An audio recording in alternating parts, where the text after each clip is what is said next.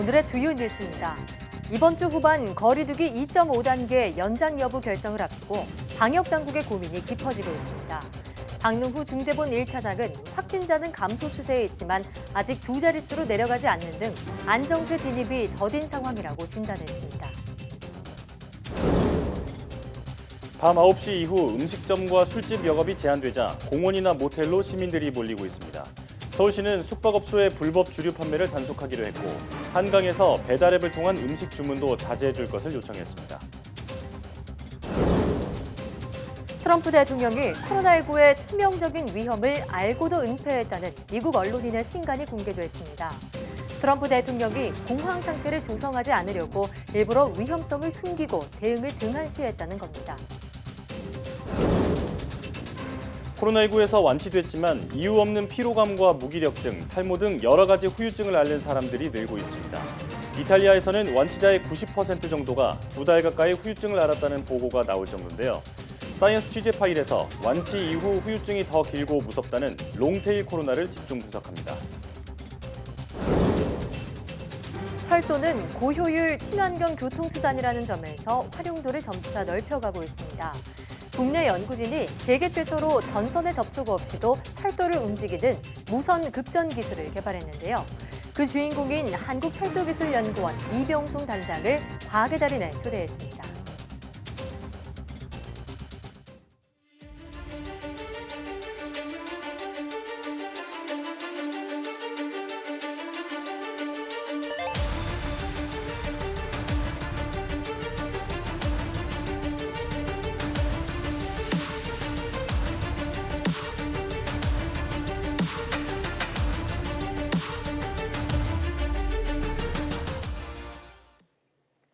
여러분 안녕하십니까? 사이언스 투데이입니다.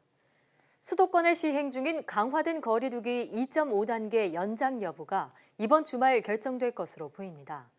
중앙재난안전대책본부는 이번 주 수도권의 환자가 100명 이하를 유지해 지난주보다 안정적으로 억제되고 있지만 거리두기 조정을 판단하기에 애매한 부분이 있어 주말쯤 결정될 가능성이 크다고 밝혔습니다. 환자 규모는 감소세지만 감염 경로를 알 수 없는 비율과 감염 재생산 지수, 방역망 내 관리 정도 등 종합적으로 고려해야 할 사항들이 아직 많다는 겁니다. 이에 정부는 환자 발생이 더 줄 수 있도록 주말까지 불필요한 외출을 자제하고 안전한 집에 머물러 달라고 당부했습니다. 수도권에 적용되는 사회적 거리두기 2.5단계 조치 이후 휴대폰 이동량이 격상 직전보다 20%가량 줄었다가 지난주에는 다시 6% 증가세로 돌아섰습니다. 또 수도권의 버스와 지하철, 택시를 합한 이동량도 격상 직전보다 24% 줄었다가 지난주에는 다시 2.5% 늘어난 것으로 나타났습니다. 수도권에서 사용된 카드 매출도 격상 직전 주말보다 10% 줄었다가 지난주에는 3.5% 증가한 것으로 집계됐습니다. 중앙사고수습본부는 거리두기 시행 이후 이동량이 크게 감소했지만 지난주에는 이동량이 다소 증가했다며 마지막까지 긴장의 끈을 놓지 말고 거리두기에 조금만 더 힘을 내달라고 당부했습니다. 국내 코로나19 신규 환자가 일주일 넘게 100명대를 유지하고 있습니다. 박능후 중앙재난안전대책본부 1차장은 감소세가 더디다며 전파고리를 끊기 위해서는 모두가 일시에 사회적 접촉을 중단해야 한다고 말했습니다. 직접 들어보시겠습니다. 하루 확진자가 8일째 100명대를 유지하고 있습니다. 국민적인 노력으로 확진자는 감소 추세지만 아직 두 자릿수로 내려가지는 못했습니다. 사회적 거리두기 실천을 위한 국민 여러분의 희생과 고통을 알기에 안정세 도래가 더디게만 느껴집니다. 아직 재래시장, 친목 모임 등에서 소규모 집단 감염이 계속 발생하고 있습니다. 한번 집단 감염이 발생하면 가족과 지인, 직장을 통해 또 다른 집단 감염을 불러일으키게 됩니다. 이 전파고리를 끊기 위해서는 우리 사회 구성원 모두가 일시에 사회적 접촉을 중단해야 합니다. 그래야 극복할 수 있습니다. 서울시가 코로나19 확산을 막기 위해 주요 배달업체에 한강공원 배달을 자제해달라고 요청했습니다. 사회적 거리두기 2.5단계의 풍선 효과로 한강공원 이용객 수가 크게 늘자 일부 출입 통제에 이어 추가 조치에 나선 건데요. 한강공원 현장을 김지환 기자가 다녀왔습니다. 밤늦은 시간까지 시민들로 붐비던 여의도 한강공원. 잔디밭에는 빨간색 통제선이 쳐졌고 들어오지 말라는 팻말과 현수막도 걸렸습니다. 밤 9시 이후 식당과 주점을 이용할 수 없게 되면서 사람들이 몰리자 서울시가 아예 여의도와 뚝섬, 반포의 한강공원 출입을 막은 겁니다. 한강공원에 있는 모든 매점과 카페의 영업시간도 밤 9시로 단축했습니다. 야간 계도 활동까지 강화됐습니다.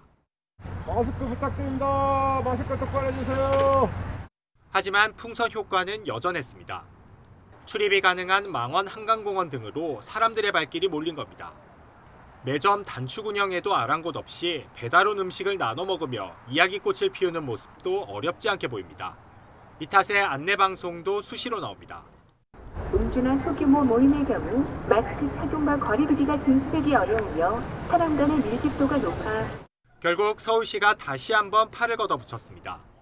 음식물 배달 주문이 최소화될 수 있도록 배달 업체에 배달 주문을 자제해 줄 것을 요청하였고 이에 따라 주요 배달 앱 8개 회사는 한강공원 주문이 들어오면 자제 안내문을 발송하고 있습니다. 제가 직접 한강공원에서 배달 주문을 한번 해보겠습니다. 이 어플을 켜고 위치를 설정하자마자 곧장 한강공원 주문은 잠시 멈춰달라는 안내문이 뜹니다. 하지만 서울시나 업체나 음식 주문 자체를 강제로 막을 방법은 없는 상황. 대신 서울시는 한강 인근 음식점에도 주문 접수를 자제해달라고 요청하고 공원에 주문 자제 안내문도 붙이는 등 시민들의 자발적인 참여를 호소할 계획입니다. 이번 조치는 서울시가 시행 중인 천만 시민 멈춤 주간이 끝나는 오는 13일까지 이어집니다. YTN 김지환입니다. 코로나19 방역을 위한 얼굴 인식 체온계의 문제점, YTN이 연속으로 보도해드렸는데요. 식약처는 지난달 중순 해당 기기가 무허가 불법 의료기기라며 판매 중단을 업체 측에 행정 지도했습니다.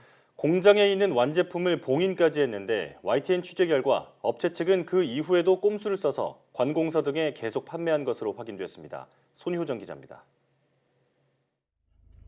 경기도 김포시에 있는 얼굴인식 체온계 제조업체 본사. 물건을 출하하는 곳에 회사 로고가 선명한 화물차가 서 있습니다. 옆에는 상자와 가구가 빼곡히 쌓여 있습니다. 직원들이 달라붙어 물건을 다 싣자 화물차가 떠나고 또 다른 화물차가 들어옵니다. 거기서 나온 거예요 지금? 근데 왼쪽으로 갔는데? 쉴 틈 없이 오가며 짐을 옮긴 곳은 본사 바로 옆에 있는 아파트형 제조 공장. 얼굴인식 체온계의 오류를 지적하는 YTN의 첫 보도가 나간 다음 날 일어난 일입니다. 취재진이 짐이 옮겨진 사무실에 전화를 걸어보니 같은 업체라는 답이 돌아왔습니다. 여기 맞는 거죠? 네. 갑자기 회사 자재를 옮긴 이유는 뭘까?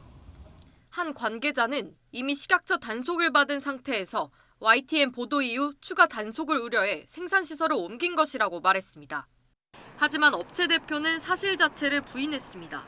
생산시설 옮겨서 라인 가동하신 적은 없으신 거예요? 생산실 없습니다. 우리 회사가 아닙니다. 식약처가 업체 본사를 찾은 건 지난달 20일. 당국의 인증을 받지 않은 불법 의료기기라며 완제품을 봉인한 뒤 업체 관계자들에게 판매하지 말라고 지시했습니다. 하지만 YTN 취재 결과 업체 측은 구청과 소방서, 교육청 등에 버젓이 기기를 계속 팔았습니다. 한 일주일 전 정도에 저희가 요청을 해서 그때 31일 날 와서 설치하고 갔어요. 두 대했어요.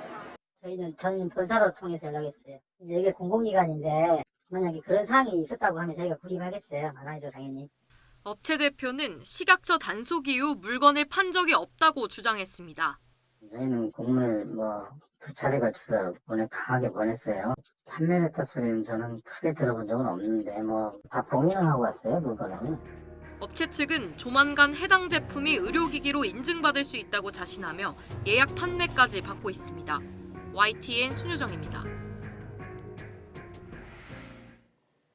정부가 코로나19 재확산에 따른 2차 재난지원금 지급을 위한 4차 추경을 7조 8천억 원 규모로 편성했습니다. 문재인 대통령은 청와대에서 당정청 주요 인사들이 참석한 가운데 8차 비상경제회의를 주재하고 4차 추경안과 추석 민생 안정대책을 논의했습니다. 문 대통령은 이 자리에서 코로나19 재확산에 따른 긴급 대책으로 7조 8천억 원 규모의 4차 추경을 편성했다고 밝혔습니다. 이 가운데 절반인 3조 8천억 원이 취약계층 377만 명에게 투입되며 특히 코로나19 재확산의 직격탄을 맞은 291만 소상공인과 자영업자들에게 최대 200만 원까지 현금으로 지원될 것이라고 설명했습니다. 또 1조 4천억 원을 추가로 투입해 일자리 119만 개를 지키는 데 쓰겠다며 고용유지 지원금 연장과 함께 고용 취약계층을 위한 긴급 고용안전 지원금도 추가 지원하게 된다고 덧붙였습니다. 세계 주요 선진국 가운데 한국이 코로나19에 대한 걱정이 가장 큰 것으로 나타났습니다. 미국 여론조사 업체 퓨 리서치 센터가 미국과 영국, 일본 등 14개국 국민 14,000여 명을 대상으로 전화조사한 결과 한국인의 89%가 감염병 확산을 국가의 중대한 위협으로 꼽았습니다. 이는 14개국 중 가장 높은 비율로 코로나19 확진자 수가 많은 미국, 스페인보다도 11%포인트나 높았습니다. 한국은 해외 사이버 공격과 글로벌 경기, 국가나 민족 간 갈등, 대규모 난민 이주를 중대한 위협으로 보는 비율도 가장 높았습니다. 특히 세계 경제에 대한 걱정은 한국이 83%로 14개국 평균치 59%보다 24%포인트나 많았습니다. 코로나19 신규 확진자 수가 폭증한 뒤 세 자릿수를 유지하는 요즘 역학조사를 담당하는 보건소는 업무량이 3배 이상 늘었습니다. 더 힘든 건 욕설하는 확진자, 거짓말하는 확진자를 상대하는 일입니다. 끝이 안 보이는 싸움을 하고 있는 역학조사반의 하루, 김다연 기자가 취재했습니다. 낮 1시, 또 확진자가 나왔다는 소식에 비상이 걸린 하남시 보건소 역학조사반. 예, 안녕하세요. 여기 하남시 보건소 감염병원 좀 조혜진인데요. 맞으시죠? 확진자 기초 조사를 위한 통화를 마치자마자 또 전화벨이 울립니다. 확진자 동선을 왜 빨리 올려주지 않느냐는 항의 전화입니다. CCTV가 없는 경우도 있고, 그리고 이분들이 뭐 현장에서 계셨던 분이 안 계시는 경우도 있어요. 그래서 그거를 여쭤본 다음에 그 다음에 절차를 진행을 해야 되거든요. 네, 안녕하세요. 보건소 조혜진입니다. 집회와 교회 관련 확진자가 폭증한 지난달 중순 이후 동선 조사 업무량은 3배 넘게 늘었습니다. 기초 조사를 마치면 자세한 동선과 접촉자를 파악하는 심층 인터뷰를 진행합니다. 병원이요? 3일 목요일이랑 9월 5일 토요일 날 저희 형님 모시고 병원 간 건 맞으시죠? 이렇게 전화라도 잘 받아주면 감사할 따름. 휴대전화를 꺼놓은 환자의 한숨 내쉬고 막무가내로 욕설하는 환자와 통화하다 울컥한 적도 한두 번이 아닙니다. 더 이상 못 버티겠다고 할 정도로 힘들었어요. 전화를 받고서 가장 많이 울거든요. 그래서 제가 아마 우리 팀에서 가장 많이 울어서 팀장님도 이제 울보라고 그렇게.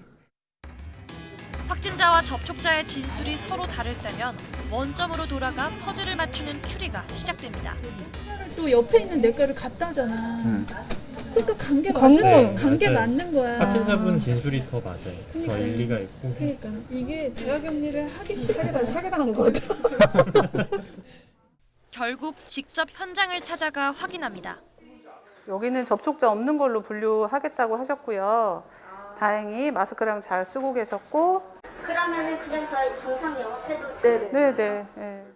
그래도 빠진 조각들은 CCTV로 찾아냅니다. 좀 안고 싶다. 아니 괜찮아. 다리가 너무 후들거려서. 영상을 돌려보고 또 돌려보고 눈알이 핑글핑글 도는 듯합니다. 이렇게 실컷 봤는데 특정할 수 없을 때. 안 보이거나 CCTV 할 때. 그치. 되게 힘들게 봤는데 맞아. 한 1시간 이상 뒤졌죠 우리가. 근데 어디로 갔는지 CCTV상에 보이지가 않아요. 그때 되게 뭐랄까 허무하지? 진짜. 현장 조사를 나온 지 5시간째. 어느새 퇴근 시간을 훌쩍 지나 깜깜해졌습니다. 아이고 좋겠다. 8, 9시간이 있었던 적은 있었던 것 같고 제일 기억에 남는 거는 새벽 1시 반에 퇴근했던 거. 그때 제 기억에 한 건이었거든요. 근데 이때처럼 뭔가 세개가 잡혀있지 않았었고 밤 10시가 넘도록 남아있는 직원도 적지 않습니다. 집과 보건소만 오가며 역학조사에 매달린 지 벌써 8달.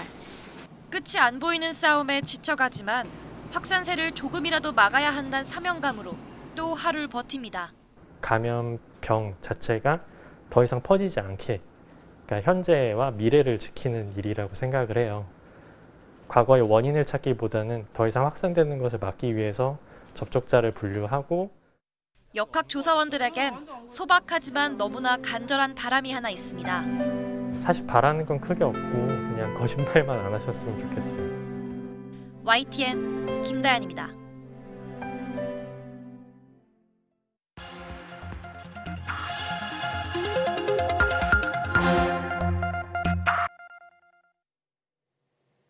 다양한 분야의 과학 이슈를 과학 기자의 시각으로 집중 분석하는 사이언스 취재파의 시간입니다. 오늘은 최소라 기자와 함께합니다. 어서 오세요. 안녕하세요. 네, 오늘은 어떤 소식 준비했나요? 네, WHO가 팬데믹을 선언한 지 11일로 정확히 반년입니다. 이달 내 전 세계 사망자 수가 100만 명을 넘길 거라는 전망이 나오는데요. 이 백신이나 치료제가 나오기는커녕 아직도 감염병에 대한 많은 정보가 많은 부분 베일에 쌓여 있습니다. 예. 특히 코로나19는 다른 호흡기 감염병에서는 보이지 않았던 특징이 여러 개 나타나는데요. 어떤 것들이 있는지 알아보겠습니다. 예, 한때 코로나19가 여름에 잠잠해질 것이다 이런 기대도 있었는데 네. 오히려 시간이 갈수록 더 많이 확산을 하고 있죠. 코로나19는 유난히 전파력이 세다는 게 특징이죠. 네, 그렇습니다. 지난해 12월에 첫 감염이 보고가 됐는데 이로부터 8달이 지난 지금 전 세계 누적 확진자가 2,800만 명에 달하는데요. 네. 전파 속도가 굉장히 빠른 겁니다. 이 전파력은 감염 재생산 지수를 보면 알 수 있는데요. 이 재생산 지수라는 거는 한 명이 몇 명에게 이 전파를 할 수 있는지 보여주는 수치인데 이제 현재 세계 평균이 한 3에서 5 정도 되고 뭐 2에서 5 정도로 이제 보고 있습니다. 네. 같은 코로나 바이러스 계열인 메르스가 1 미만이었고요. 또 사스가 2에서 4 정도였던 거랑 비교를 하면은 아주 낮은 편이 아닌데요. 네. 코로나19는 다른 호흡기 감염병과 달리 감염 초의 증상이 바로 나타나지 않는다는 점이 전파력을 높이는 원인 중에 하나입니다. 네. 게다가 S형, V형, L형 등 이딴 변종 바이러스가 출현하는 가운데 지난달에 인도네시아에서 전파력이 10배 센 바이러스가 나왔다 이런 보고도 있었습니다. 예. 그러면서 코로나19의 전파력을 종잡을 수 없게 됐습니다. 예. 네. 그런데 코로나19는 완치 판정을 받은 뒤에도 안심할 수가 없죠. 예상치 못했던 후유증이 오래가는 경우가 많다고요. 네, 그렇습니다. 코로나19에서 완치가 되더라도 일상생활에 지장을 주는 후유증이 남는다는 목소리가 점점 커지고 있습니다. 예. 지난 4월 코로나19에 감염됐다가 57일 만에 완치된 사람에게 직접 들어보시겠습니다. 이전에는 탈모가 없었고요. 5월 초부터 지금까지 탈모가 계속 진행되고 있고요. 머리카락이 너무 많이 빠져가지고 그 머리카락이 수축구멍을 막아서 배수가 좀 어려울 정도로 많이 빠졌어요. 네, 부산 47번 환자였던 박현 부산대 교수가 SNS에 코로나19 완치 판정 6개월이 됐는데도 아직도 후유증을 앓고 있다 이렇게 밝히기도 했는데요. 박 교수가 밝힌 구체적인 후유증을 보면요. 머리가 안개가 낀 것처럼 멍하면서 기억이 힘들고 또 집중이 힘들고 가슴과 배 통증 그리고 속쓰림이 있고 또 피부가 갑자기 보라색으로 변하기도 하고 피부 건조증이 생기기도 했다고 말을 하기도 했습니다. 후유증이 여러 가지네요. 네, 그렇습니다. 해외 사례들도 굉장히 많이 나오는데요. 한 영국인 여성이 완치된 후에 증상이 완화했다가 후유증이 찾아와서 5달 반이 지나도록 몸을 회복하지 못하고 있다고 밝히기도 했습니다. 직접 들어보시겠습니다. Then after a couple of weeks, I felt a lot better and thought, okay, it's been terrible, but I'm getting better. And then everything actually got much worse in the second month. So I ended up at A&E in the second month with just incredible abdominal pains and lots of joint pains and terrible headaches, sort of shooting pains up and down my arms. And then that's kind of come and gone, and it's now, over 5 months, 5.5 months later, and I still feel really pretty unwell, both physically and cognitively. 네, 후유증을 인터넷 공간에 공유하는 사람들도 늘고 있는데요. 지난 3월 코로나19에 걸렸다가 석 달 만에 음성 판정을 받은 한 영국인 여성도 반년이 지난 지금까지도 방 청소나 계단 오르기, 양치 등 기본적인 활동이 어렵다고 밝혔습니다. 코로나19에 걸리기 전에는 자전거를 타고 20km를 출퇴근할 정도로 건강했다면서 이런 증상이 코로나19의 후유증이라고 주장을 했습니다. 상황이 이렇다 보니 SNS에는 이런 코로나19의 후유증을 공유하는 커뮤니티까지 생기기도 했습니다. 예, 지금 많은 그 사례를 봤는데 코로나19 완치 판정을 받았을 땐 참 기뻤을 것 같지만 자, 그 이후에도 고통이 계속 이어지고 있는 걸 확인할 수 있었습니다. 자, 이런 코로나19 후유증에 대한 연구는 얼마나 진행됐나요? 이런 게 워낙 최근에야 주목받기 시작한 증상이어서요. 과학계에서는 이제 막 연구에 착수했다고 볼 수 있는데요. 코로나19 완치 후에 2달 넘게 지속되는 후유증을 롱테일 코로나 또는 롱하울 코로나로 이름을 붙였는데요. 최근 이탈리아에서 이런 롱테일에 대한 본격적인 조사 결과가 나왔습니다. 코로나19 중증 환자였다가 완치된 사람 가운데 87%가 2달이 지난 후에도 후유증을 겪었고 또 이 가운데서 절반 이상이 3개 이상의 후유증을 앓았다 이런 내용입니다. 주요 증상은 피로감과 호흡곤란이 있었고 또 관절 통증과 가슴 통증이 뒤를 이었습니다. 네, 미국에서는 또한 이 경증 환자도 35%나 후유증을 앓았다는 보고가 나오기도 했습니다. 그러니까 코로나19 중증 환자뿐만이 아니라 경증 환자 역시도 후유증에 시달릴 수 있다는 건데 이 후유증의 원인은 밝혀졌나요? 아직은 밝혀지지 않았습니다. 코로나19 치료를 받았던 경우에 치료제 부작용이 나타난 것이라는 시각도 있는 것 같고요. 네, 자연 치유한 사람 가운데서도 후유증이 나타나기도 한다면서 롱테일 코로나를 코로나19 자체의 특징으로 보기도 했습니다. 혈관 연관성이 현재까지 가장 유력한 원인으로 꼽힌다고 하는데요. 직접 들어보시겠습니다. 혈관 쪽에 어떤 침전물을 쌓이게 만드는 것 같다. 그러면서 이 피가 그러니까 머리 쪽으로 가는 거를 막다 보니까 그런 게 발생하는 거 아니냐라고 가설은 있는데 목은 쪽에 혈액순환이 잘 안 될 때 일으키는 것도 하나의 원인으로 알려져 있잖아요. 그래서 같은 일맥상통하는 거 아닌가. 네, 또 신경학계에서는 바이러스가 뇌에 영향을 준다는 가능성을 제기하기도 했습니다. 피로감이나 기억력 감퇴 등 롱테일 코로나의 가장 흔한 증상이 전부 뇌와 관련이 있기 때문인데요. 신경학계에서는 코로나19 바이러스가 뇌에서 발견되는 사례는 매우 드물었다고 했지만 뇌와 연결된 신경세포에 이 영향을 줄 가능성 정도는 있다고 말을 하기도 했습니다. 그런가 하면은 코로나19로 오래 격리됐던 충격으로 정신적인 문제가 발생했을 것으로 보는 시각도 있습니다. 직접 들어보시겠습니다. We know that some people have reported breathlessness, some people have reported difficulties with their heart, but also we know that some people also have developed depression, maybe because they haven't been able to manage their symptoms. Or it could have been something totally separate that, because they haven't been able to contact their, they have a lot of social support and that sort of thing. 자, 이 신체뿐만 아니라 정신적인 후유증까지도 남긴다. 그리고 게다가 원인까지 알 수 없다니까 이 확진자의 완치자 그리고 일반인들에게까지 그 두려움이 점점 커질 것 같습니다.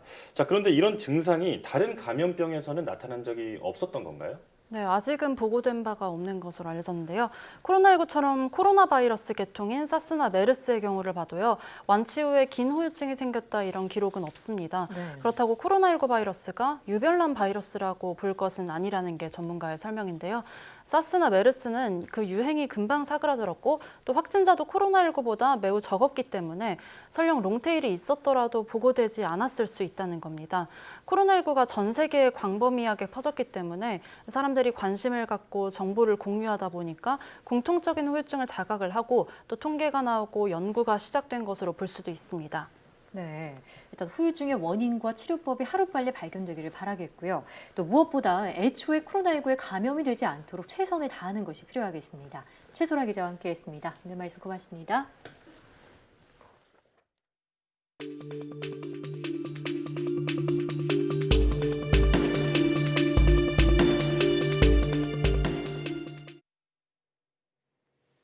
코로나19 신규 확진자가 10일 기준으로 8일째 100명대를 유지하고 있습니다. 이런 추세라면 방역당국은 사회적 거리두기 2.5단계를 더 연장하지 않을 방침인데요. 자세한 내용 고려대학교 약학대학 김정기 교수와 함께 알아보겠습니다. 교수님 어서 오세요. 안녕하세요. 네. 자, 일주일 넘도록 일일 신규 확진자 수가 100명대를 유지하고 있습니다. 조금은 누그러진 추세이긴 하지만 아직 안심할 수는 없는데요. 현재 상황 어떻게 보고 계신가요? 그러니까 말씀하신 대로 최근에 이제 일주일 동안 100명대를 유지하고 있는데 실제로 우리가 사회적 거리두기 단계를 보면 100명 이상이면 3단계를 시행하게 돼 있거든요. 예. 그러니까 그만큼 굉장히 현재 상황도 확진자 수가 굉장히 많다 이렇게 보시면 될 것 같고 네.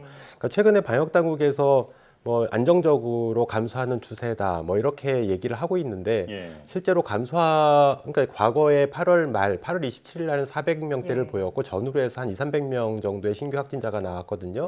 그때에 비하면 안정화가 된 거는 맞습니다. 당시에는 실제로 사랑제일교회의 어떤 전수조사를 진행하면서 급격하게 확진자가 늘은 면이 있거든요. 지금은 그런 부분이 아니라 실제로 현재 확진자는 지역사회 숨은 감염자에 의한 어떤 집단 감염들이 발생을 하면서 나오는 수치라 안정화가 제가 보기에는 고정화가 더 맞다. 그러니까 상당히 높은 수준으로 지금 고정화돼 있는 상태다. 그래서 더 방역 조치를 강화해서 지금보다 더 낮춰야 된다 이렇게 생각을 하고 있습니다. 그래서 예. 지금도 여전히 엄중한 시기다 이렇게 보고 있습니다. 자, 안정화됐다기보다는 고정화됐다 이렇게 표현을 해주셨는데요. 자, 이대로 통제가 된다면 그 강화된 거리두기를 연장할 필요가 없다. 방역 당국이 이렇게 설명을 했는데 이 부분에 대해서는 동의하시는 건가요? 그러니까 지금 상당히 높은 수치로 고정화돼 있기 때문에 지금 단계에서 방역 조치를 완화하면 여기서 더 증가할 가능성이 충분히 있고요. 더군다나 큰 변수는 추석입니다. 추석 연휴를 지나면 어찌됐든 확진자가 더 늘어나게 돼 있거든요. 근데 그게 어느 정도 규모로 발생을 할 거냐. 그러니까 지금 단계에서 추석 연휴를 지나게 되면 굉장히 큰 폭으로 어쩌면 뭐 예상컨대 일일 확진자 수가 1000명을 넘을 수도 있는 상황이 발생할 수도 있고요. 그렇기 때문에 그 규모를 낮춰주기 위해서는 어쨌든 지금 상태의 신규 일일 확진자 수를 낮춰야 됩니다. 그래서 뭐 가능하면 제가 보기에는 좀 방역 당국에서는 2자릿수를 얘기를 하고 있는데 가능하면 사랑제일교회발 집단 감염이 발생하기 이전인 50명대 그 이전으로 돌려놔야지만 추석을 지나고 나도 증가세가 그렇게 급격하지는 않을 거다 이렇게 보고 있습니다. 그래서 지금 단계가 굉장히 중요하다 이렇게 보고 있습니다. 추석 연휴 한 1, 2주가 좀 하나의 고비가 될 수도 있다 이런 말씀이시고요. 국내에서 코로나19가 또 독감에 중복 감염되는 것으로 추정되는 사례가 나왔습니다. 이렇게 두 질병이 함께 유행한다고 해서 트윈데믹이다 이렇게 부르기도 하던데요. 이렇게 중복 감염이 되면은 증세가 더 치명적인지 궁금합니다. 어떤가요? 현재까지 그 코로나 바이러스는 신종 바이러스이기 때문에 아직까지 중복 감염됐을 때 어떤 결과가 나올지는 아무도 예측을 할 수가 없습니다. 다만 지금 제가 생각하기에는 일단 독감하고 인플루엔자하고 코로나19가 같이 감염이 일어나게 되면 단독 감염에 비해서는 그 면역 반응이 과도하게 일어날 가능성이 좀 많습니다. 그러니까 인플루엔자도 그렇고 코로나19도 그렇고 사이토카인 폭풍을 일으키는 바이러스들이거든요. 그러다 보니까 두 개가 동시 감염됐을 때에는 어찌됐든 이러한 반응이 더 급격하게 또는 보편적으로 일어날 가능성도 있다.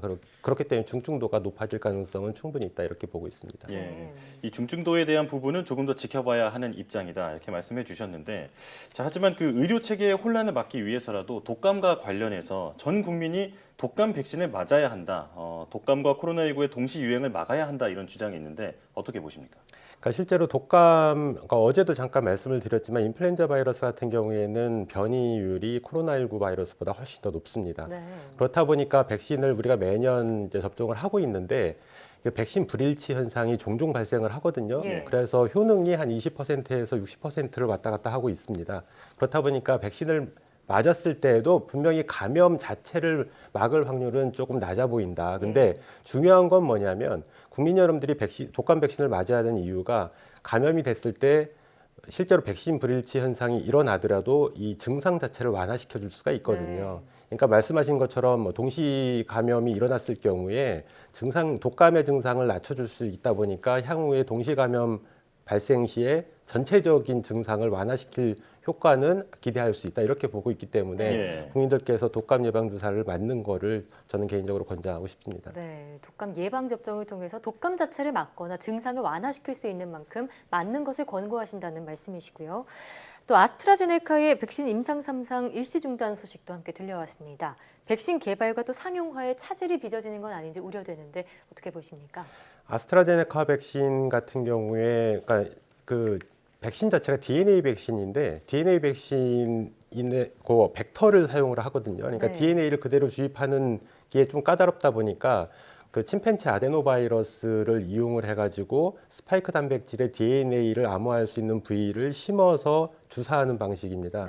근데 지금 아스트라제네카 백신 같은 경우에 원인이니까 아직까지 결과는 안 나왔는데 아마 제가 추정키에는 그 아데노바이러스 벡터 자체가 면역 반응을 굉장히 과도하게 일으키는 경향이 있거든요. 그거로 인해서 지금 발생한 척수염으로 생각이 되고 있고요. 근데 물론 만약에 그게 문제가 돼서 아스트라제네카 백신이 중도의 임상 시험을 포기를 한다고 해도 나머지 백신들 같은 경우에 일부는 DNA 백신, 똑같은 시스템의 DNA 백신을 개발하는 제약사들도 있고요. 모더나나 파이자 같은 경우에는 RNA 백신 형태로 개발을 하고 있거든요. 그래서 다른 어떤 후보물질들이 계속 임상 단계에 있다. 그래서 영향은 일정 부분 받겠지만 또 다른 후보물질들이 있기 때문에 어쨌든 상용화될 수 있는 백신은 나올 수 있다 이렇게 보고 있고요.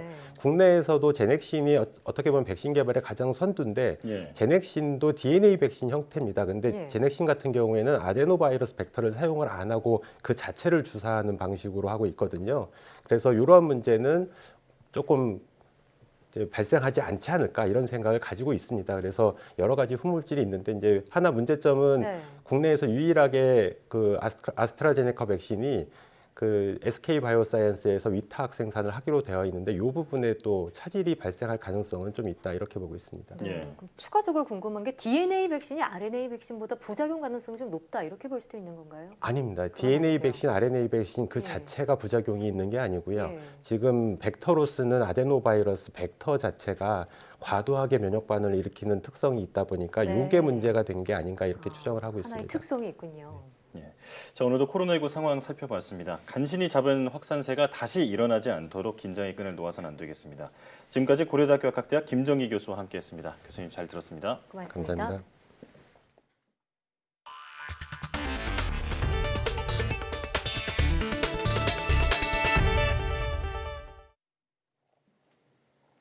유럽연합 EU가 화이자와 바이오엔테크가 개발 중인 코로나19 백신 2억 회분 공급 계약에 잠정 합의했습니다. 블룸버그 통신 보도에 따르면 EU 집행위원회는 현지 시간 9일 성명에서 두 회사와 코로나19 백신 확보를 위한 예비 협상을 마무리하고 이같이 밝혔습니다. 집행위원회는 이번 계약을 통해 백신 2억 회분을 확보한 뒤 추가로 1억 회분을 더 확보할 것으로 알려졌습니다. 화이자와 바이오엔테크는 앞서 일본과도 1억 2천만 회분 백신 공급 계약에 합의했으며 미국과는 5억 회분에 1억 회분 추가 주문 옵션이 붙은 공급 계약을 20억 달러에 체결했습니다. 미국의 코로나19 확진자 가운데 약 26만 6천 명이 지난달 대규모 오토바이 축제와 연관됐을 수 있다는 연구 결과가 나왔습니다. 샌디에이고 주립대학 보건경제학 연구센터는 지난달 7일부터 16일까지 사우스 다코타주에서 열린 스터지스 모터사이클 랠리가 코로나19 확산에 어떤 영향을 미쳤는지 분석한 보고서에서 이같이 밝혔다고 워싱턴 포스트가 보도했습니다. 스터지스 모터사이클 랠리는 해마다 미 전역에서 50만 명에 달하는 오토바이 애호가들이 참가하는 행사로 올해도 46만 2천여 명이 참가한 가운데 열렸습니다.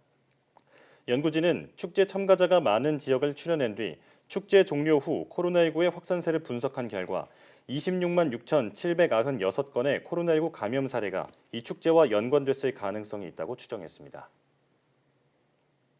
도널드 트럼프 미국 대통령이 코로나19가 독감보다 훨씬 치명적이며 젊은 층도 감염될 수 있음을 알고 있었다는 폭로가 나왔습니다. 공황 상태를 조성하지 않으려고 일부러 위험성을 은폐하고 대응을 등한시하면서 미국 국민을 오도했다는 주장입니다. 워싱턴 강태욱 특파원의 보도입니다. 워터게이트 특종 기자로 유명한 밥 우드워드가 다음 주 내놓을 신간 경로입니다. 지난해 12월부터 지난 7월까지 트럼프 대통령을 18차례 인터뷰한 내용을 책에 담았습니다. 미국 정부가 공중보건 비상사태를 선언한 지 일주일 후인 지난 2월 7일 트럼프 대통령은 코로나19가 매우 까다롭고 다루기 힘든 것이라고 말했다는 겁니다. 특히 독감보다도 5배 더 치명적이라고 강조했다고 우드워드는 전했습니다.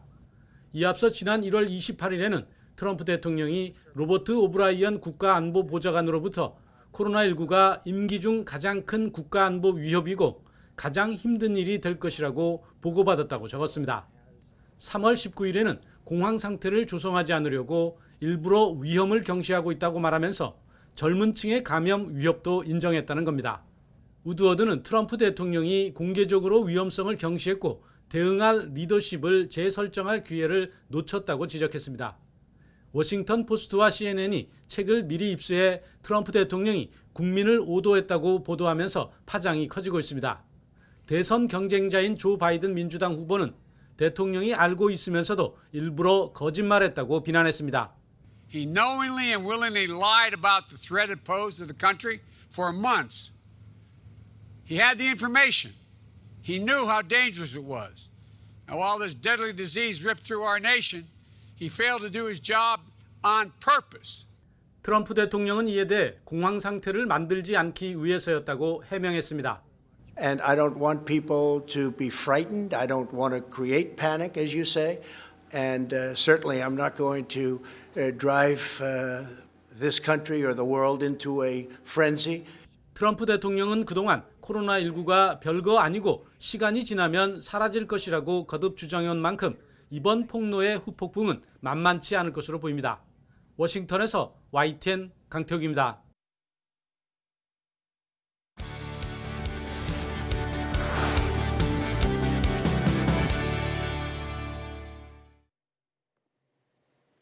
철도는 고효율, 친환경 교통수단으로 그 기술이 점점 발전하고 있는데요.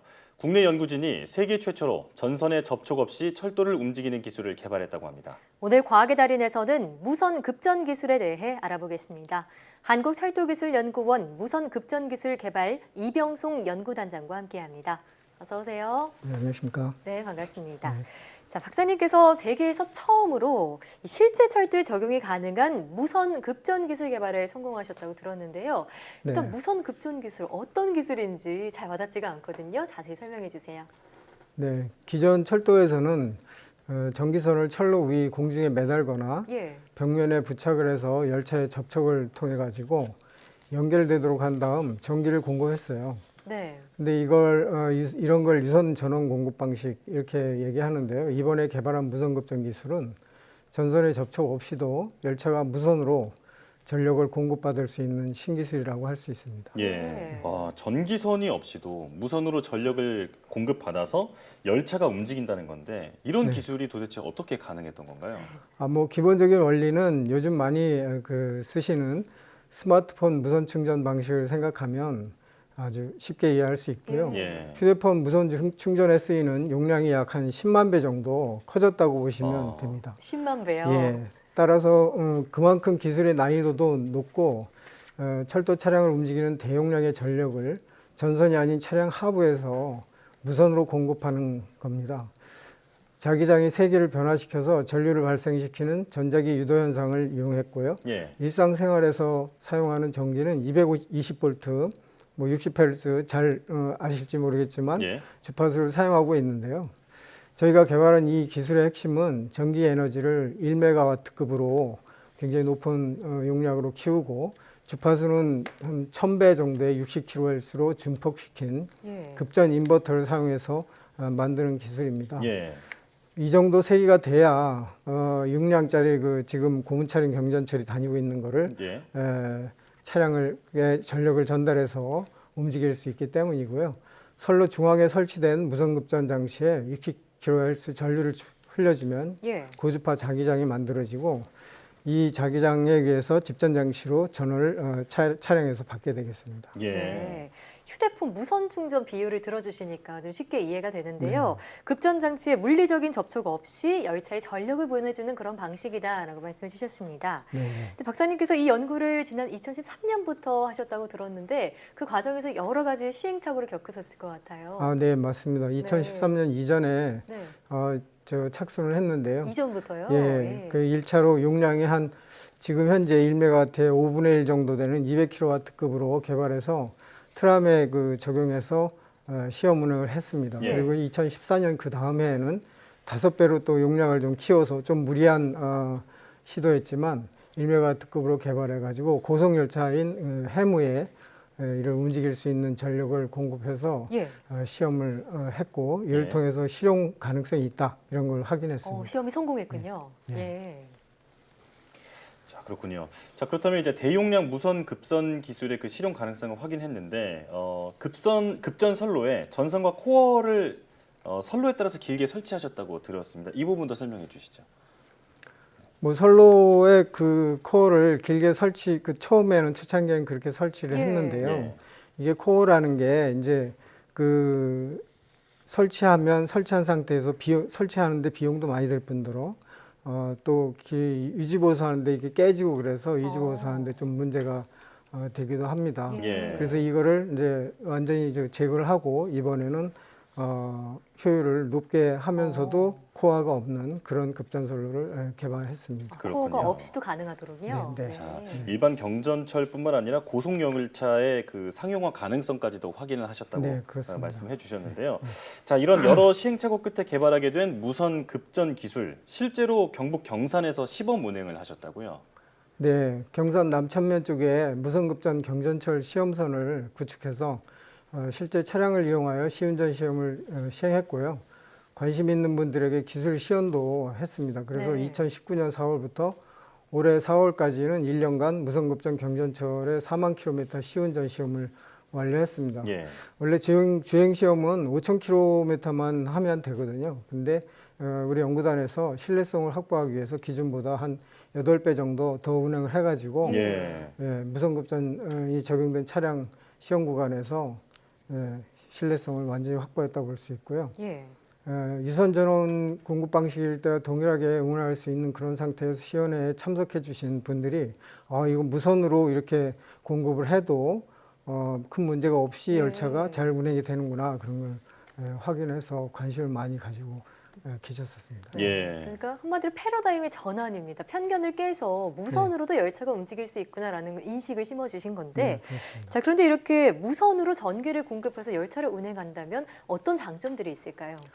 무선급전을 적용하면 먼저 건설 및 운영 예산을 크게 절감할 수 있습니다.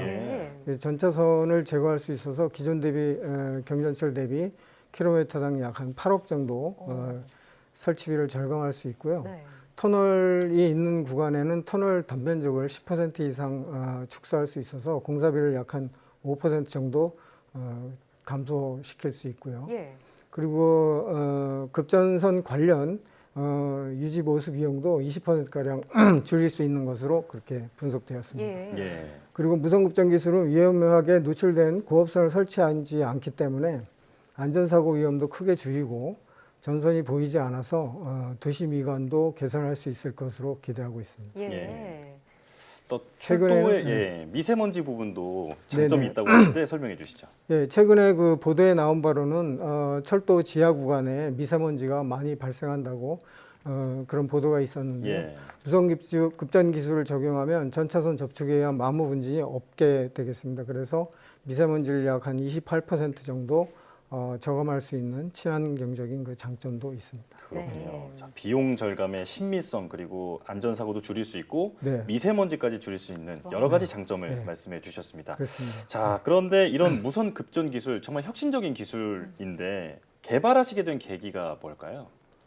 제가 오래전에 경전철 기술 개발을 시작하면서 유럽에 출장을 갔었어요. 근데 도심에 그 전차선이 그 트람이나 이런 경전철이 다니는데 전차선이 이렇게 뒤덮고 있는 거를 고밀처럼 막 이렇게 뒤덮고 있는 걸 봐서 그래서 앞으로 우리가 경전철을 이제 개발한 거를 운행할 때는 트람이건 뭐든 좀 무선급전 기술을 적용을 좀 해봐야 되겠다 이런 생각에서 이 연구를 시작하게 됐습니다.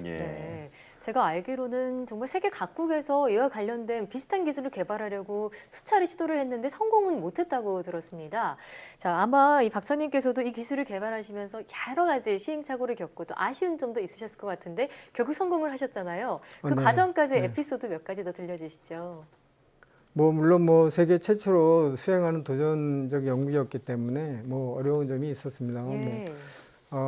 저희가 정적 신뢰성 시험이라고 차에 직접 시험을 실어서 하기 전에 시범으로 이제 해보는 시험이 있는데요. 그때 이제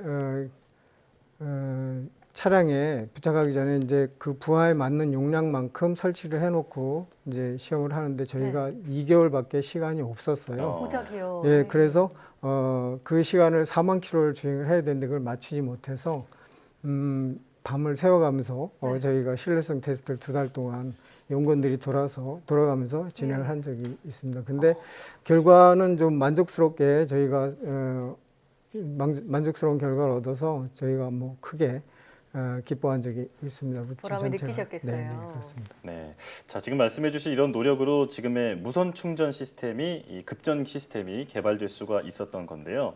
자 그렇다면 그 앞서 말씀해주신 여러 가지 장점이 있는 이 기술 하루빨리 좀 상용화되는 걸 보고 싶은데 언제쯤 이루어질 수 있을까요?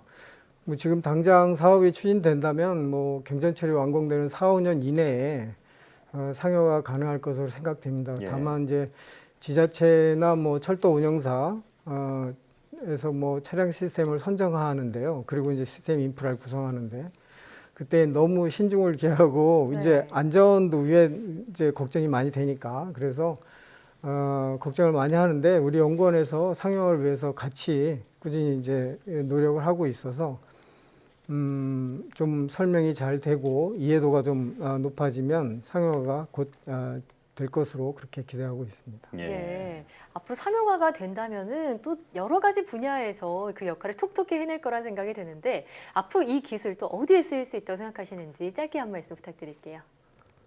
네, 뭐 저희가 기술 이전을 한 게 뭐 항만 분야의 파력 발전이나 또 이 RTGC라고 그 크레인의 그 기술 이전을 했습니다. 그래서 뭐 앞으로 많이 그 대용량 분야에서 무선급전이 활용될 것으로 생각되고요. 파력 발전에 대해서 좀 말씀을 드리면 뭐 파도가 출렁거리는 거에 대한 그 왕복 운동을 회전 운동으로 바꿔서 전기를 만드는 그 과정 중에 무선급전이 적용되는 거고요.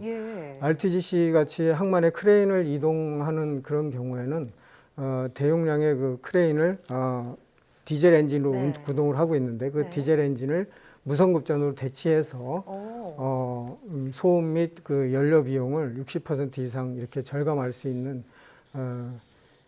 기술입니다. 적용한다면. 그래서 우리가 그 개발한 무선급전 기술이 전력 용량이 굉장히 큰 용량이기 때문에 대용량의 이제 필요한 부분에 많이 적용될 것으로 기대하고 있습니다. 또 저는 지하철도 이렇게 무선으로 다니는 시대도 머지않지 않았을까 이런 기대도 해보게 되네요.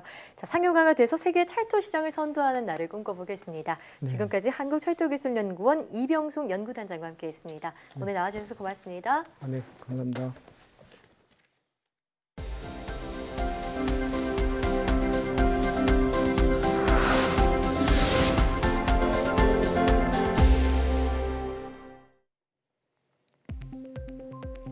길이를 늘렸다가 줄여도 성능이 유지되는 2차 전지가 개발됐습니다. 포스텍 화학과학 박수진 교수팀은 일명 야누스페이스 전극을 이용해 이 같은 2차 전지를 제작하는 데 성공했다고 밝혔습니다. 연구팀은 양극과 음극이 한 전극에 구성된 야누스페이스 전극을 활용한 2차 전지를 개발하고 200번의 충방전 후에도 초기 용량의 90%를 유지했다고 설명했습니다. 음주 후 기억이 나지 않는 일명 필름이 끊긴 경험이 있으면 10년 내 치매가 올 위험이 2~3배 높아진다는 연구 결과가 나왔습니다. 영국 유니버시티 칼리지 런던 교수팀이 13만여 명을 대상으로 음주 후 필름 끊김과 치매 발생을 14년 동안 추적 조사한 결과 이같이 나타났다고 밝혔습니다. 연구팀은 과암으로 알코올이 뇌로 들어가는 관문인 혈내 장벽을 뚫고 뇌로 진입하면 알코올이 도구로 작용해 뇌가 위축되고 중요한 뇌세포가 손상될 수 있다고 설명했습니다. 과학기술정보통신부가 원격으로 개인 PC의 보안을 무료로 점검해주는 내 PC 돌보미 서비스를 시작합니다. 과기정통부는 디지털 뉴딜의 사이버 안전망 구축 사업의 일환으로 33억 원의 예산을 들여 이번 서비스를 준비했습니다. 서비스 내용은 윈도우 운영체제와 소프트웨어 보안 업데이트를 비롯해 해킹 프로그램의 유무 점검, 백신 미탐지 악성 코드 제거 등입니다. 단 보안과 관계없는 인터넷 하드웨어, 소프트웨어 오류 문제는 서비스 받을 수 없습니다. 카이스트 소속 교수가 중국의 자율주행 자동차 기술을 유출했다는 의혹이 제기돼 검찰이 수사를 벌이고 있습니다. 카이스트 이모 교수는 지난 2015년부터 중국 충칭 이공대에 파견돼 근무하면서 자율주행 자동차 관련 기술에 대한 연구 용역 계약을 맺고 수억 원을 받은 것으로 알려졌습니다. 과학기술정보통신부는 지난 5월 감사에서 이런 사실을 적발, 대전지검에 고발했으며 이 교수는 현재 구속 상태에서 조사를 받고 있습니다. 알테오젠이 피하 주사제 원천 기술 수출에 대한 1, 2차 계약금 189억 원을 받았다고 밝혔습니다. 알테오젠은 앞서 지난 6월 글로벌 10대 제약사와 이 기술에 대한 4조 7천억 원 규모의 계약을 체결했고 7월 1차 계약금 94억 원을 받은 데 이어 이번에 2차로 94억 원을 받았습니다. 알테오젠의 피하 주사제 원천 기술은 일반적인 정맥 주사로 투여하는 모든 바이오 의약품을 피하 투여할 수 있게 해주는 기술입니다.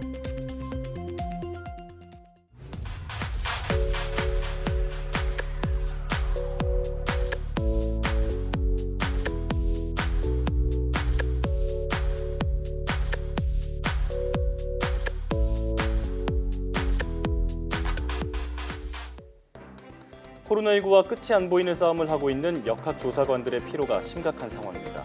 하지만 피로보다 이들을 더 힘들게 하는 건 역학조사 과정에서 거짓말을 하거나 아예 연락이 닿지 않는 사람들입니다. 방역에 조그만 틈이 생기면 사회 전체가 대가를 치르는 만큼 역학조사에 적극 협조해야겠습니다. 역학조사관들의 노고에 깊이 감사드립니다. 사이언스 투데이 오늘 저희가 준비한 소식은 여기까지입니다. 함께해 주신 여러분 고맙습니다.